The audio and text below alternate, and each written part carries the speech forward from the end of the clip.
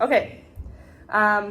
So I'm going to be doing module 6 for this part of the portfolio response. So I chose to look at Dumplin, which was like not a movie that was on the list. I did ask Brent about that, and he said that it was okay. So essentially Dumplin is the main character of the movie. Her name is Willadine. She is AKA a fat girl in her own words. And her mom is played by Jennifer Aniston. Her name is Rosie.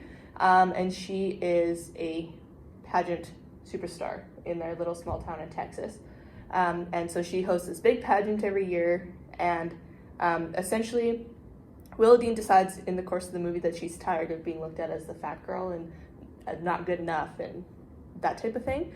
And so she finds these two friends that she wasn't friends with before, and they decide together to kind of have a movement per se, and they're going to be the people that are stereotypically not in the pageant to go in the pageant together, which is kind of like a movement almost per se, and I don't know, like a kind of going on strike against her mother per se.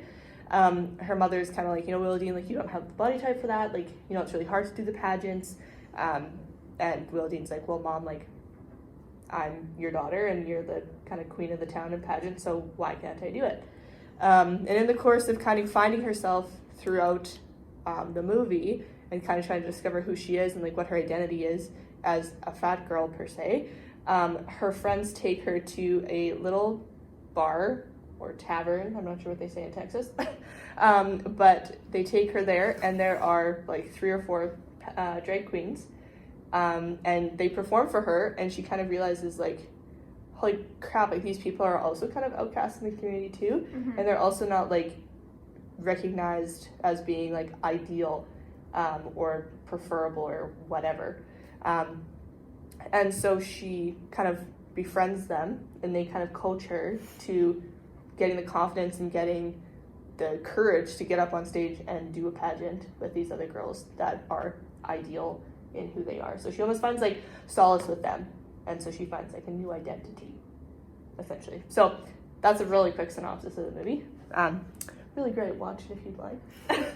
And so I guess I was just gonna ask you a couple questions about that. In terms of our actual classrooms, why would someone who's, in your opinion, who's maybe an outcast or doesn't fit the stereotypical body style or whatnot, find solace with a drag queen or someone who's transgender? Like, in your opinion, like, why would they look to that as a way to find courage or confidence? I mean, I'm not an expert in drag, right? But I've watched a couple seasons of RuPaul.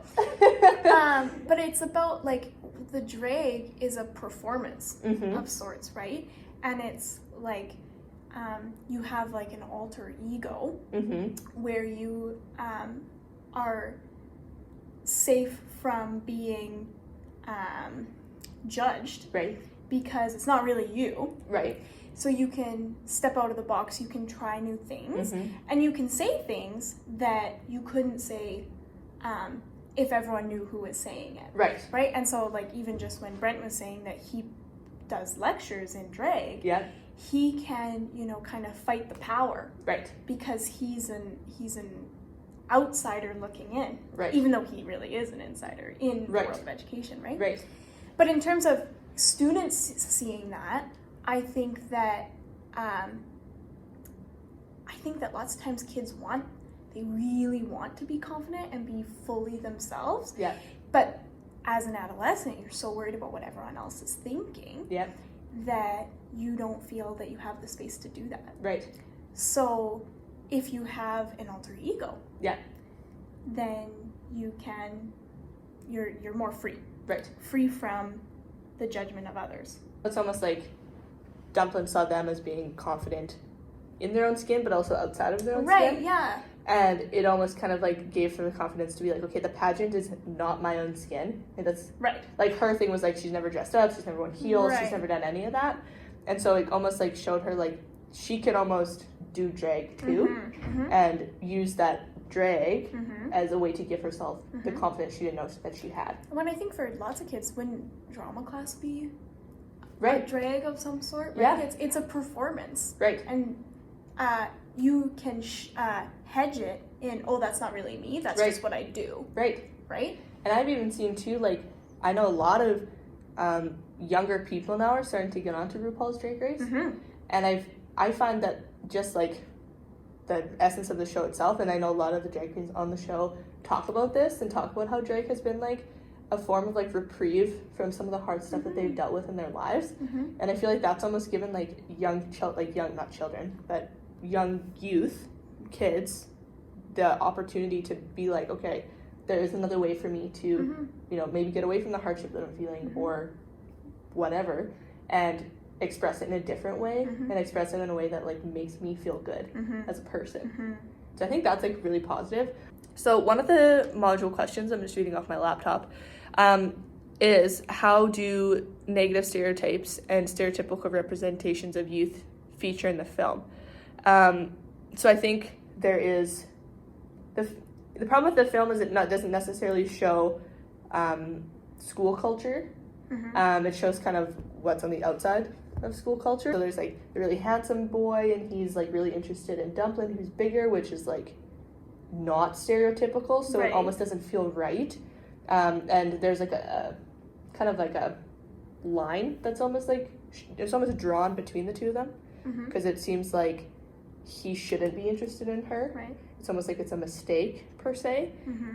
So I think that breaks that kind of circle that the film starts out with, because that film really starts out with like there's like really fit girls jogging down the street together, and Dumplin's by herself, and she doesn't really have like a ton of friends. She has one really good friend, as well as this boy being interested in her. It's a very interesting movie. It really breaks a lot of boundaries. So I think it tries to almost not use negative stereotypes, which I think is really, really cool, because it kind of starts that way, but then all of a sudden you're like shot into left field, and they're like, holy crap, like the biggest jock in the whole town is interested in Dumplin, like what is the direction of this movie taking? And I think it really, I mean, I haven't seen it, but I think it really makes the viewer think. Yes. It could, right? Because you're like, oh, this is different than what I've seen. And it either goes two ways. It's either it's different and it's making me really uncomfortable. Or it's different and, oh, this is really cool. Because I can see myself in some sort of thing. And I think that, like, even if we're just talking about a gay relationship being portrayed on TV, right?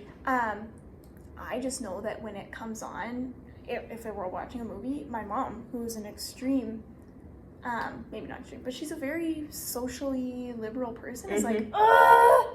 And it's uncomfortable because she hasn't seen it before.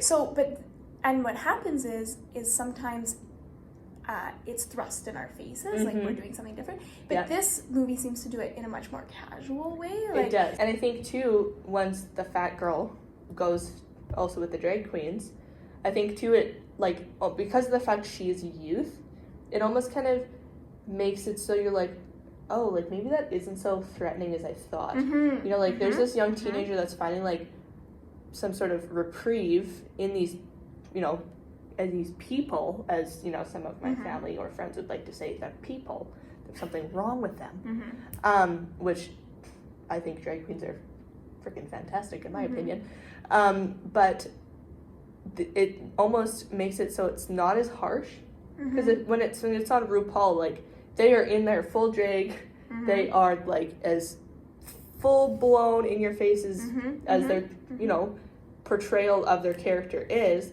And I think, like, for some people that's really scary, but in this movie it's like they're performing, but then there's like this moment where Willa Dean or Dumplin is in the back and she's having this one-on-one conversation with one of the drag queens, and it's like, holy crap, like, you know, there's some connection there, and like it shows like this other level, which I think is really cool for people that don't really understand what drag is, and it personifies it a little bit. You know, it's like, oh, not just those like crazy gay guys in makeup, you know. And it's not a separate thing, right? It's not like, oh, that's where you go to RuPaul's Drag Race to see that. It's like, oh, we can actually integrate this into mainstream media and a Netflix movie. Exactly. That is going to reach the masses. There can be diversity in really super rural conservative places. I mean, my practicum's in one of those types of places, and I think that they would absolutely be appalled by a drag queen, Right. you know? And so Yeah. I think that opens up a dialogue to say, you know, acceptance is possible. Mm-hmm. Just need to build to get there. Mm-hmm. Scaffold. Scaffold, exactly. Scaffold it. Scaffold it. Okay. Cool. Thanks, Maddie. Yeah, no problem. Thanks for chatting. Mm-hmm.